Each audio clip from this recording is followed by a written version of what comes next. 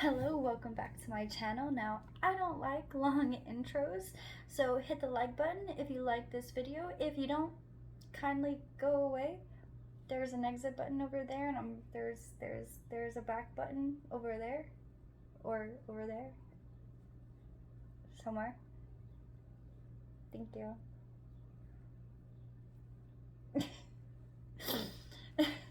But if you do like me, just so happen you like me, go ahead and follow me. I really appreciate that.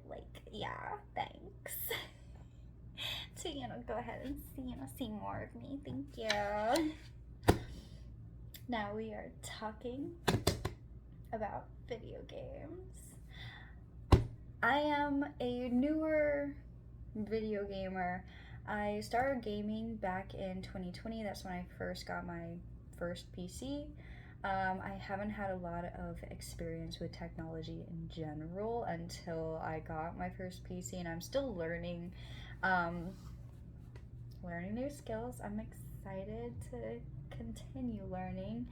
I recently learned how to take apart the PC, take out the RAM, and clean the old PC with a can of air, and cleaning out all the, that's a whole different thing, but yeah, I formatted and all that good jazz. So proud of myself.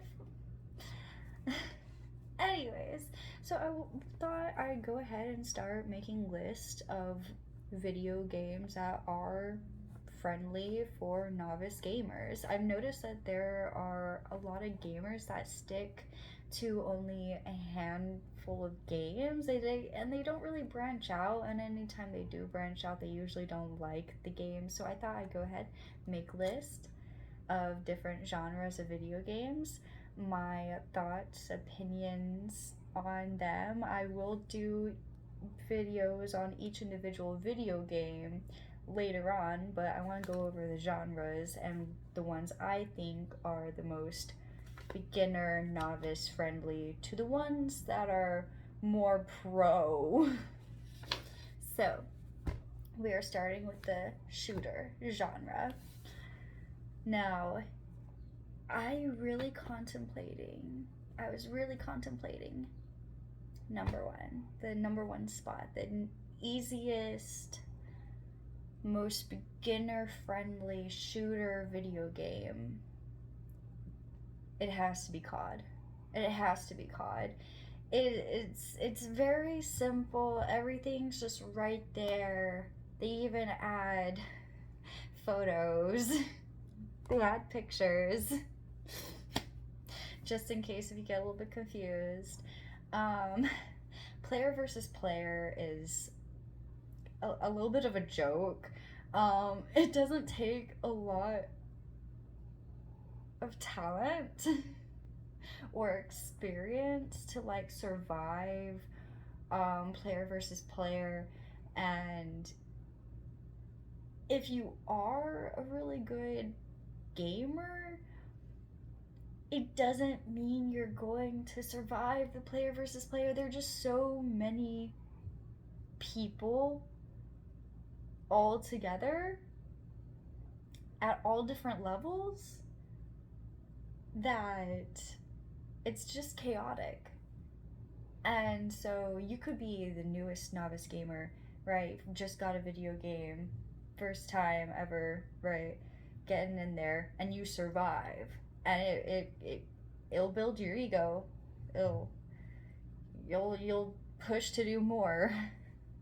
It also is a very friendly game.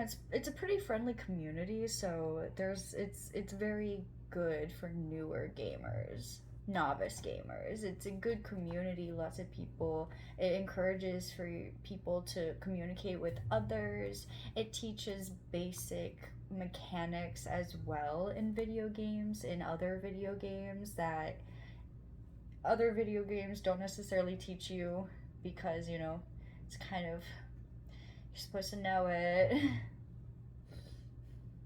But yeah.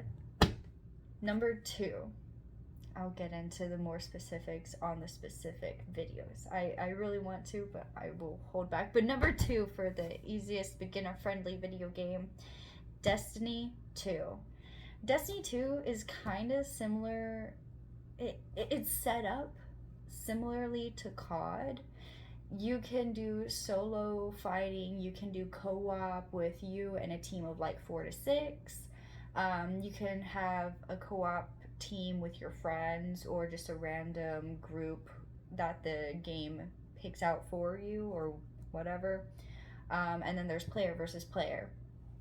And then there's like weekly or monthly missions, right? I think most of that is pretty similar to COD.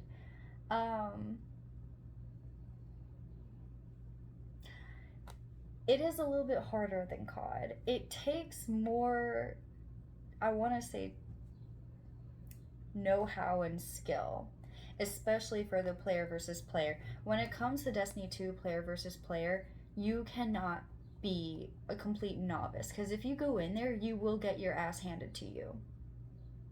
Player versus player, Destiny 2, it's not like COD, player versus player. COD versus player versus player, like I said, you can go in there like a complete novice and you could survive, right? You might die, but if you do die in COD player versus player, you'll at least take out a couple of people before you do. In Destiny 2, player versus player, nah. You go up against one person and it's an actual showdown that lasts about 30 seconds. And in that 30 seconds, you will see who is the superior. So, yeah. There, like I said, I'll get more into the video game itself on the specific games. Video. Yes. Sally sells seashells by the seashore. Number 3 for easiest. Well, cock-a-doodle-doo to you too, sir. I live in a neighborhood.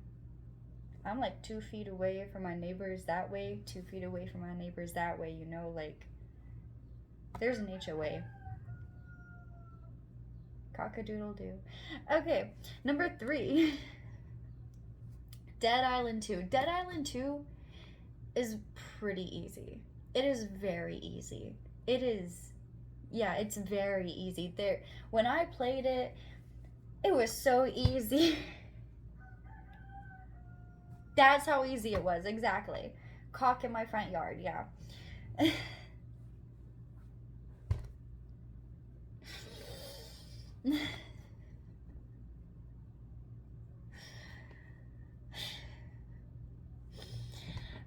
It was a very fun game. It was a very bright game. It was a very peppy game.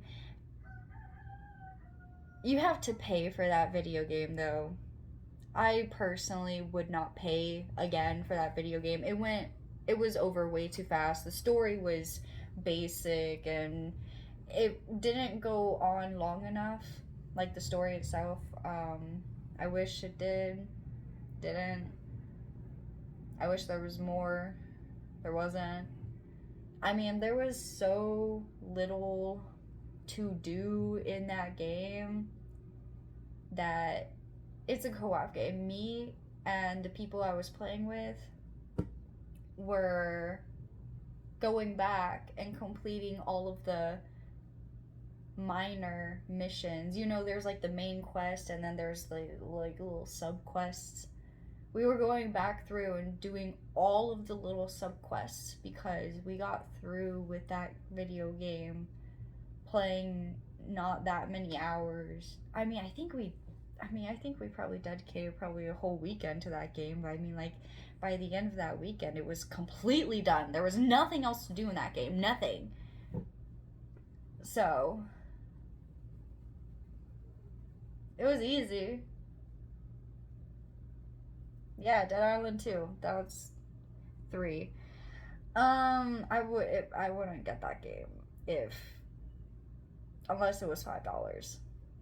Unless that video game is $5, don't get it. I think it was $30 or $50 last time I saw it when I bought it. It was like $50 or something.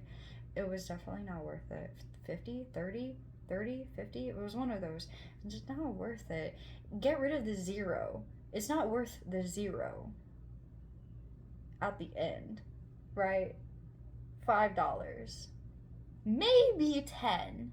I can't see anything past 15. That game is not worth $15.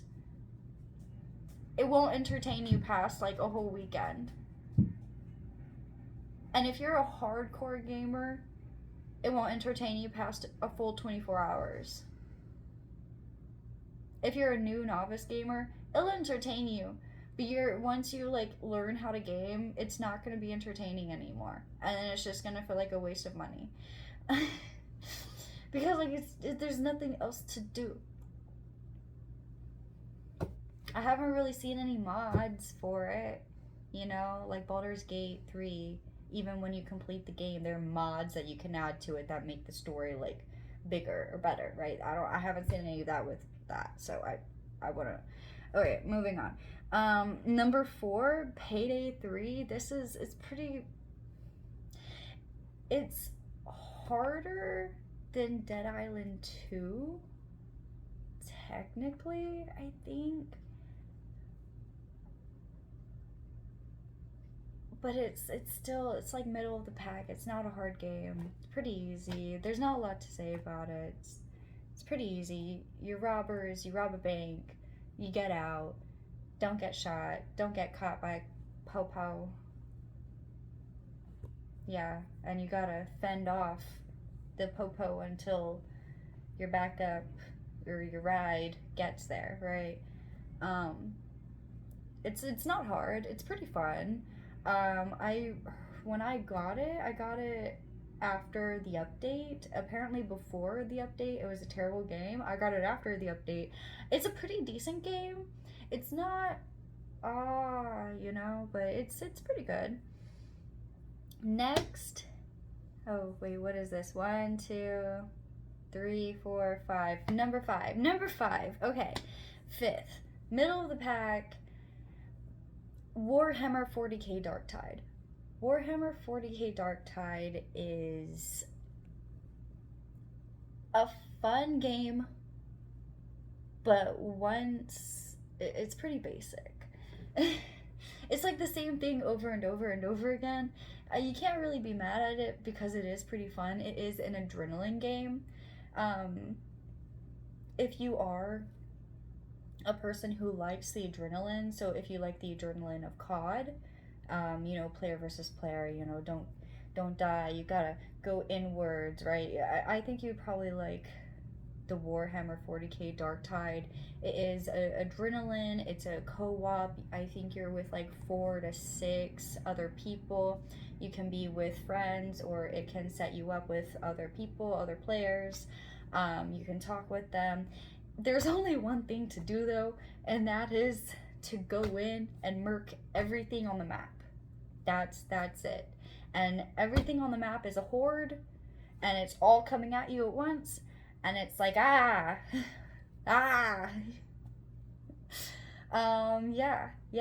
Yeah. One person can really like, it's yeah. There isn't. I really want to go in on the games, but I won't. Holding back. Okay. Number 6, Tiny Tina's Wonderlands. Tiny Tina's Wonderlands is like Borderland, but PG-13, or like PG. There's a narrator. It's a fun game. It's definitely a fun game. You have to put more thought into it than Warhammer Darktide. Like, there's, I think, quests. It's been a little bit since I played it, but there's like quests, and you have to fight specific things, and then there are other things, and it's not just hordes, and it's not just like you confined in an area and these things are coming at you. It's you going out and then encountering these things, and then encountering the quests and finding the quest. If you are not used to stories, like if you're just used to like COD, right? not a lot of story, or Destiny 2. Like there's not like a narrator in there. There's a narrator in Tiny Tina's Wonderland. It's a fun game. It is fun. It's very fun. I think it is a pretty good intro game to more RPG games. That and Destiny 2, but Destiny 2 is kind of, it's not as entertaining. I think Tiny Tina's Wonderlands is entertaining, and I think it would be a better intro to RPGs. Ooh, hello Rainbow. The light's coming in. Okay. Oh, okay, wait, what are we at? 1, 2, 3, 4, 5, 6, 7. Okay, 7. Cyberpunk. Oh my goodness. I love Cyberpunk. It is harder than Tiny Tina's Wonderland. It is more graphic. Tiny Tina's Wonderland is like I said, PG 13. It is more family friendly. Cyberpunk, there is a phallic object that's traditionally used for stimulation, but in this game it is used to hit bad guys or to hit people in general. I mean, you could hit anyone in this. It's like what is it, Grand Theft Auto a little bit. Just a little bit, except there's story.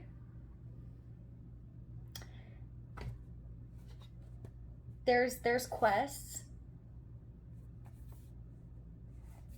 You can go off and do other things. There's a whole bunch of things you can do. You could talk to anyone in that game. You could hurt anyone. You could fight anyone. Yeah, there's a lot of opportunity in that game. It can be a little bit overwhelming though for newer gamers, right? If you're not used to world games, if you're not used to like walking into a game and being like, what do I do, right? It is still a good intro game because, like I said, you could go up to pretty much any NPC and just like fight them. It is a little bit like Grand Theft Auto. You'd have to run from the police, but it's also a good intro game to role play video games if you're used to only shooter games. Because, like I said, a lot of gamers really only play a handful of video games. Did I say that earlier? Well, if I didn't say that earlier, I noticed that a lot of video gamers only really play like a handful of video games, and usually it's not roleplay games. Roleplay games can be very, very entertaining, especially if you don't have other people to play with.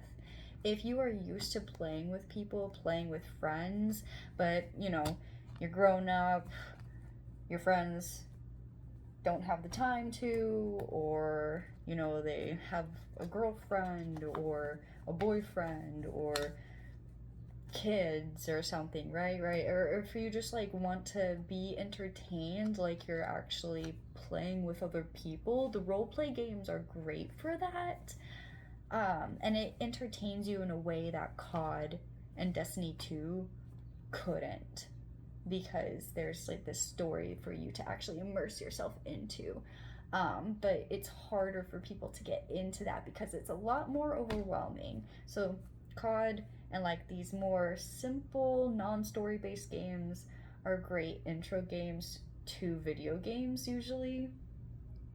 But getting into like that RPG, right? Okay, next is what is this? Oh, but Cyberpunk, right? Cyberpunk, going back to that, you don't necessarily need to be a shooter, but when you are a shooter, you do have to rely on skills. The game teaches you these skills. It adamantly teaches you these skills, but it requires you to know how to play the game. But it's definitely like a rated R game. Just throwing that out there again. Okay, so 1, 2, 3, 4, 5, 6, 7, 8. I'm just gonna write this now. Haha. 8.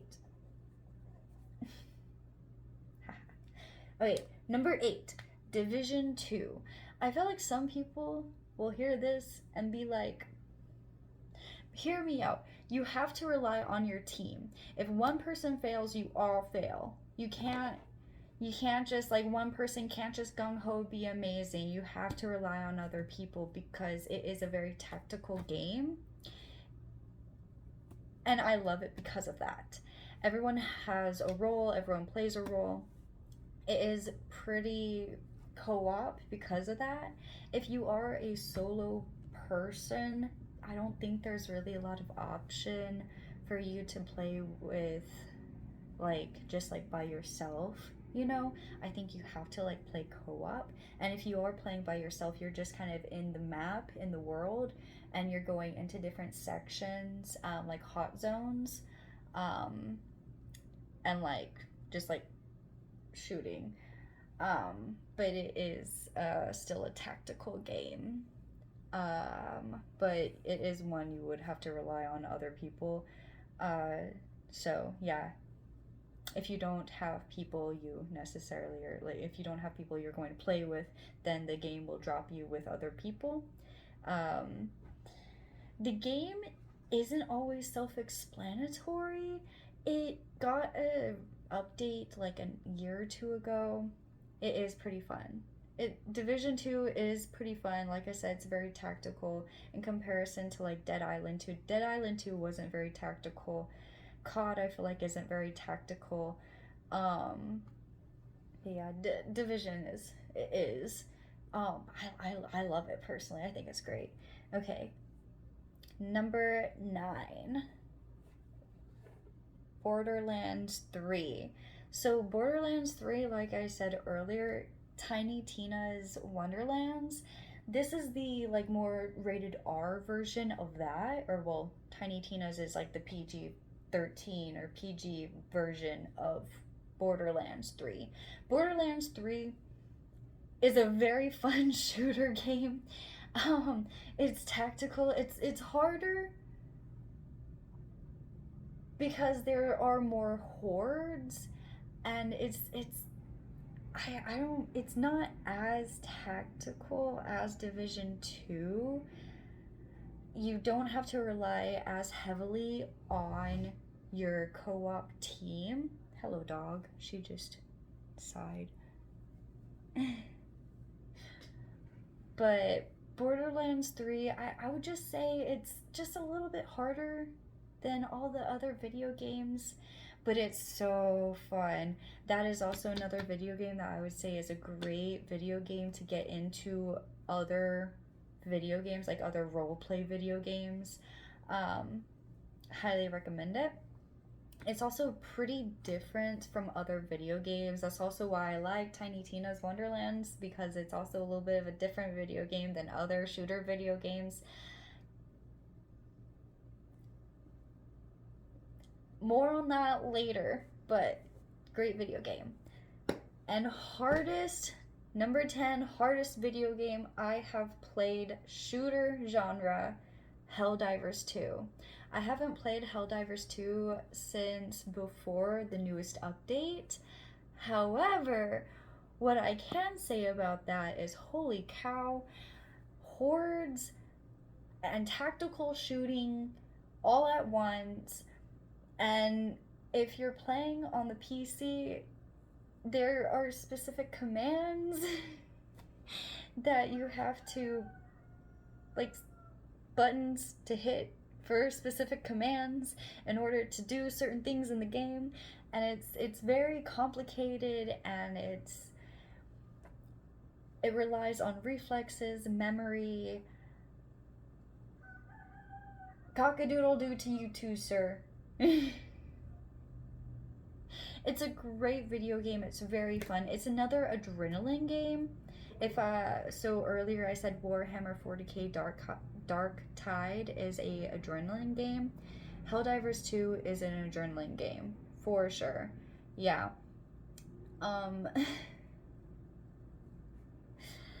It's very fun. It's very chaotic. It is co-op.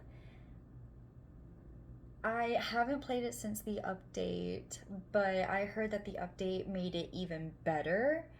I don't think you can really find a person who's gonna hate on Helldivers 2. It is great. It's also very funny.